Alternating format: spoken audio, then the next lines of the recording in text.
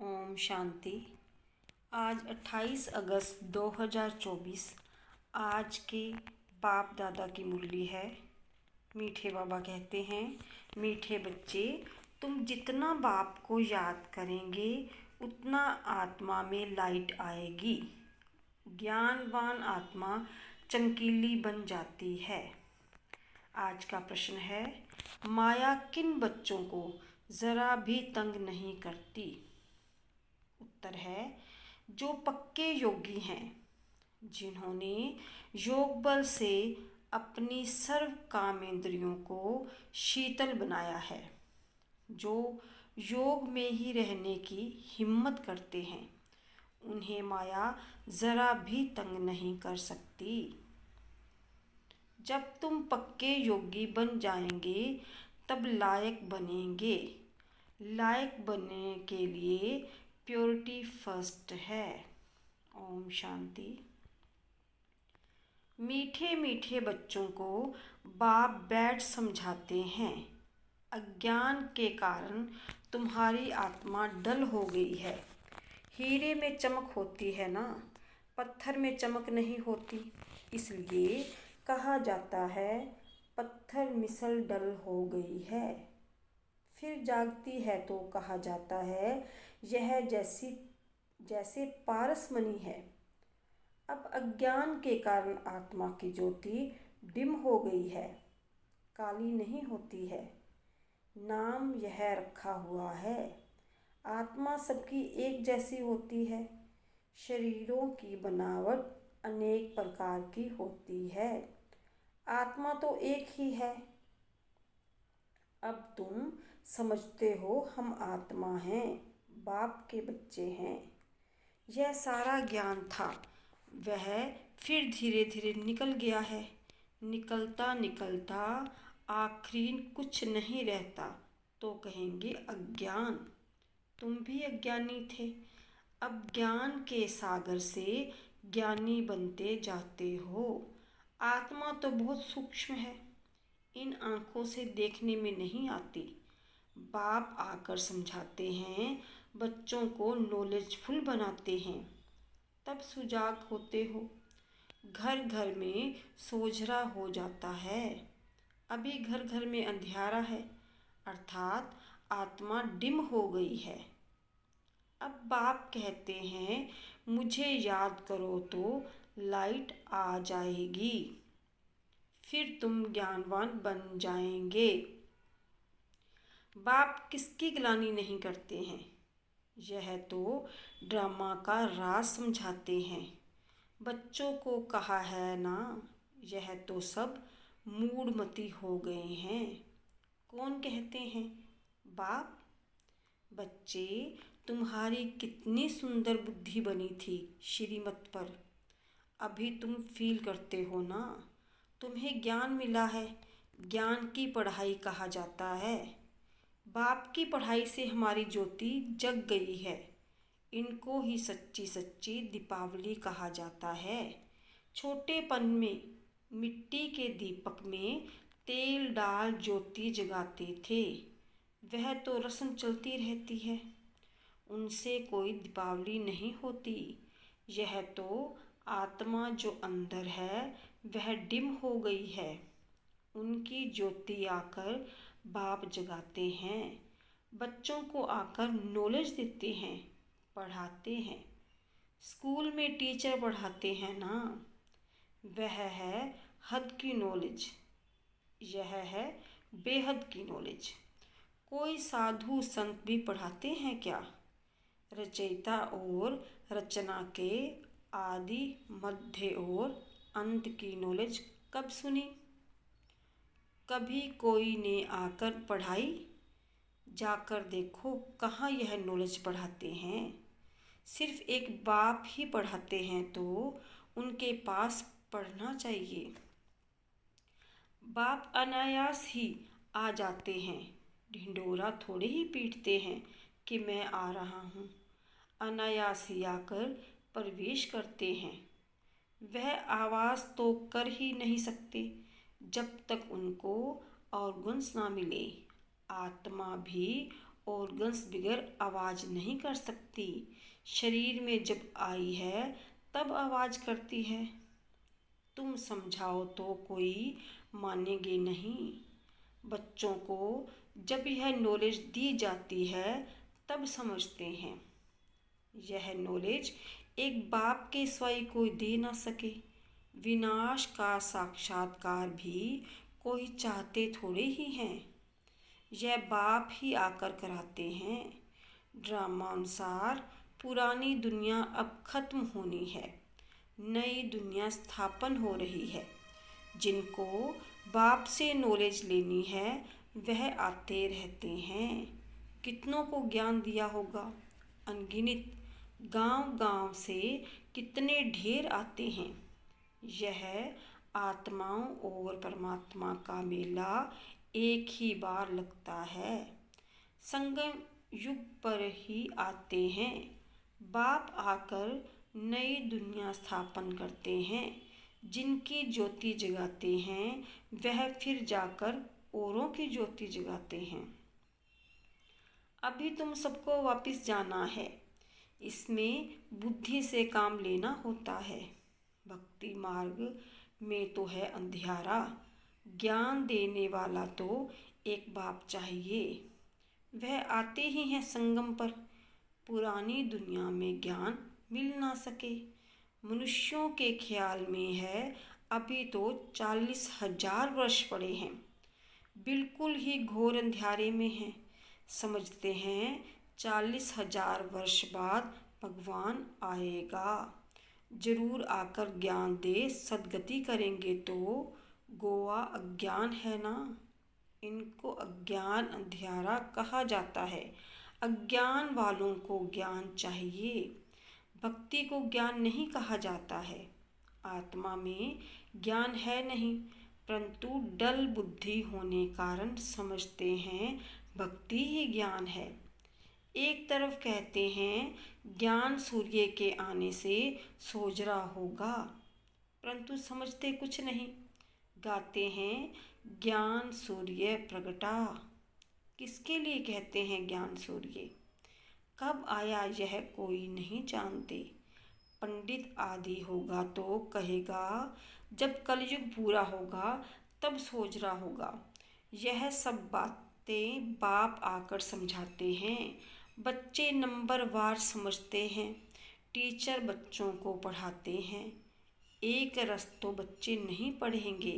पढ़ाई में एक रस मार्क्स कभी होती नहीं। तुम जानते हो कि बेहद का बाप आया हुआ है। अब पुरानी दुनिया का विनाश भी सामने खड़ा है। अभी ही बाप से ज्ञान लेना है और योग भी सीखना है। याद से ही विकर्म विनाश होंगे। बाप कहते हैं इस संगम पर ही आकर इस शरीर का लोन लेता हूँ, अर्थात प्रकृति का आधार लेता हूँ। गीता में भी यह अक्षर है और कोई शास्त्र का नाम बाबा नहीं लेते हैं। एक ही गीता है। यह है ही राजयोग की पढ़ाई। नाम रख दिया है गीता। इसमें पहले पहले लिखा है भगवानुवाच। अब भगवान किसको कहा जाता है? भगवान तो है निराकार। उनको अपना शरीर तो है ही नहीं। वह है निराकारी दुनिया जहाँ आत्माएं रहती हैं। सूक्ष्म वतन को दुनिया नहीं कहा जाता। यह है स्थूल साकार दुनिया। वह है आत्माओं की दुनिया। खेल सारा यहाँ चलता है। निराकारी दुनिया में आत्माएं कितनी छोटी छोटी हैं, फिर पाठ बजाने आती हैं। यह ख्यालात तुम बच्चों की ही बुद्धि में बिठाए जाते हैं। इसको ही ज्ञान कहा जाता है। वेद शास्त्र को कहा जाता है भक्ति, ज्ञान नहीं। तुम्हारी साधु सन्यासियों से इतनी भेंट नहीं हुई है। बाबा का तो बहुत संग रहा है, बहुत गुरु किए हैं। पूछा जाता है आपने सन्यास क्यों किया? घर बार क्यों छोड़ा? कहते थे विकार से बुद्धि भ्रष्ट हो जाती है, इसलिए घर बार छोड़ा। अच्छा, जंगल में जाकर रहते हो, फिर घर बार की याद आती होगी। बोला, हाँ, बाबा का तो देखा हुआ है। एक सन्यासी तो फिर वापस घर भी गया था। यह भी शास्त्रों में है। मनुष्य वानप्रस्थ अवस्था में जब जाते हैं तब आयु बड़ी हो जाती है। छोटी आयु में तो वानप्रस्थ ले ना सके।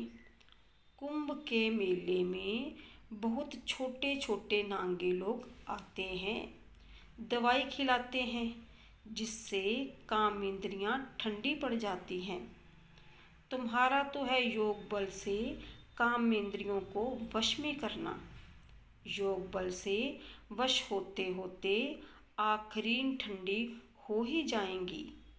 कई कहते हैं बाबा माया बहुत तंग करती है। वहाँ तो ऐसी बातें होती नहीं। काम इंद्रियां वश तब होंगी जब योग में तुम पक्के होंगे। काम इंद्रियां शांत हो जाएंगी, इसमें बड़ी मेहनत है। वहाँ ऐसे छी काम होते नहीं। बाप आए हैं ऐसे स्वर्ग धाम में ले जाने, तुमको लायक बना रहे हैं। माया तुमको नालायक बनाती है, अर्थात स्वर्ग व जीवन मुक्ति धाम में चलने लायक नहीं। तो बाप बैठ लायक बनाते हैं। उसके लिए प्योरिटी है फर्स्ट। गाते भी हैं, बाबा हम पतित बन पड़े हैं, हमको आकर पावन बनाओ, आकर पावन बनाओ। पावन माना पवित्र। गायन भी है, अमृत छोड़ विष काहे को खाए। उनका नाम विष भी है, जो आदि मध्य अंत दुख देता है। यह भी ड्रामा में नूंद है। बाप कितना बार आए हैं, तुम बच्चों से आकर मिले हैं। तुम्हें कनिष्ठ से उत्तम पुरुष बनाया जाता है। आत्मा पवित्र होती है तो आयु भी बड़ी हो जाती है। हेल्थ, वेल्थ और हैप्पीनेस सब मिल जाती है। यह भी तुम बोर्ड पर लिख सकते हो। Health, wealth, happiness for 21 generation 1 second. बाप से यह वर्षा मिलता है 21 जन्मों के लिए। कई बच्चे बोर्ड लगाने से भी डरते हैं। बोर्ड तो सबके घर पर रहता ही है। तुम सर्जन के बच्चे हो ना, तुमको हेल्थ, वेल्थ, हैप्पीनेस सब मिलती है, तो तुम फिर औरों को दे सकते हो, तो क्यों नहीं बोर्ड पर लिख देते हो। तो मनुष्य आकर समझे कि भारत में आज से 5000 वर्ष पहले हेल्थ, वेल्थ थी, पवित्रता भी थी। बेहद के बाप का वर्षा 1 सेकंड में तुम्हारे पास बहुत आएंगे। तुम बैठ समझाओ, यही भारत सोने की चिड़िया थी, इन्हों का राज्य था, फिर यह कहाँ गए। 84 जन्म पहले यह लेंगे। यह नंबर 1 है ना, यही फिर लास्ट में आते हैं। बाप कहते हैं अब तुम्हारा 84 का चक्र पूरा हुआ, फिर शुरू होना है। बेहद का बाप ही आकर यह पद प्राप्त कराते हैं।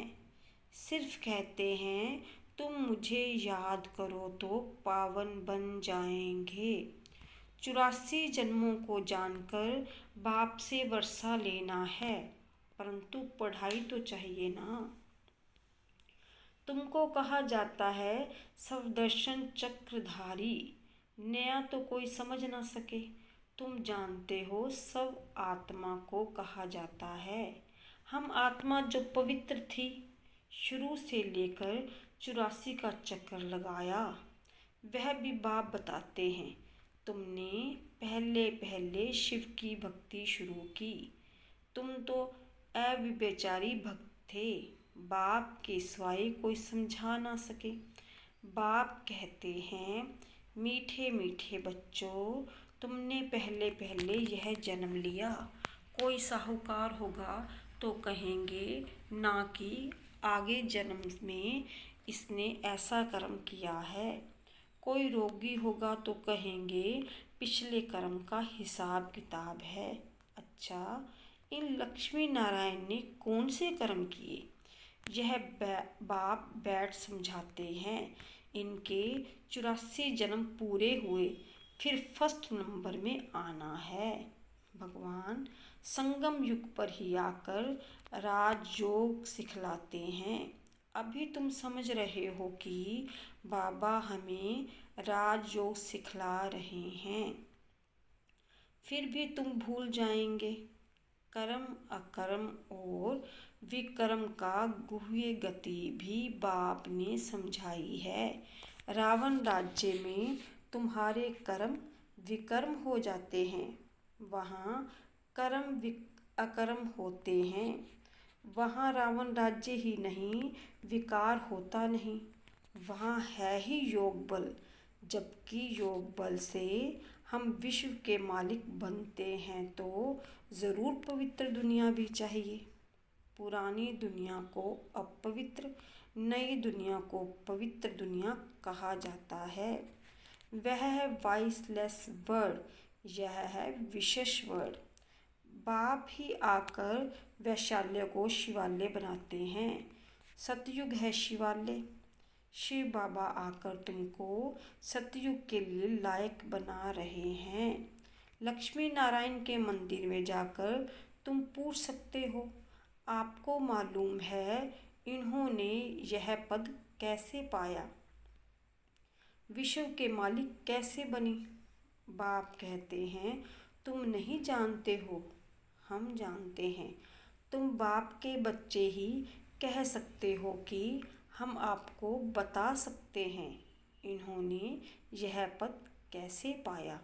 इन्होंने ही पूरे 84 जन्म लिए, फिर पुरुषोत्तम संगम युग पर आकर बाप ने राजयोग सिखलाया और राजाई दी है। उसके पहले नंबर 1 पतित थे, फिर नंबर 1 पावन बने।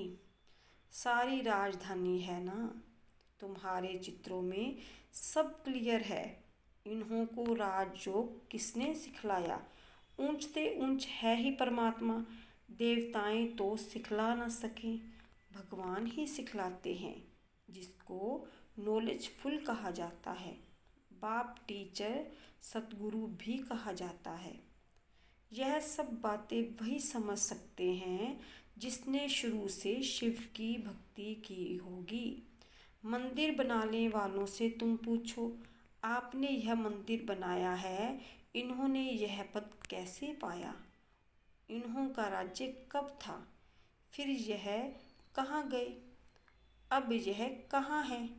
तुम 84 की कहानी बताओ तो बहुत खुश हो जाएंगे। चित्र पॉकेट में पड़ा हो, तुम किसको भी समझा सकते हो। शुरू से जिसने शिव की भक्ति की होगी वह सुनते रहेंगे, खुश होते रहेंगे। तुम समझ जाएंगे यह हमारे कुल का है। दिन प्रतिदिन बाबा बहुत सहज युक्तियाँ बतलाते हैं, तुमको अब समझ मिली है। परमपिता परमात्मा ही सर्व का सद्गति दाता है। 21 जन्मों के लिए सतयुगी बादशाही मिल जाती है। 21 जन्मों का वर्षा इस पढ़ाई से ही मिलता है। टॉपिक भी बहुत हैं। वैशाल्य और शिवालय किसको कहा जाता है? इस टॉपिक पर हम परमपिता परमात्मा की जीवन कहानी बता सकते हैं। लक्ष्मी नारायण के 84 जन्मों की कहानी, यह भी टॉपिक है। विश्व में शांति कैसे थी, फिर अशांति कैसे हुई, अब फिर शांति कैसे स्थापन हो रही है, यह भी टॉपिक है। अच्छा, मीठे मीठे सकलीते बच्चों प्रति माता पिता बाप दादा का याद प्यार और गुड मॉर्निंग। रूहानी बाप की रूहानी बच्चों को नमस्ते।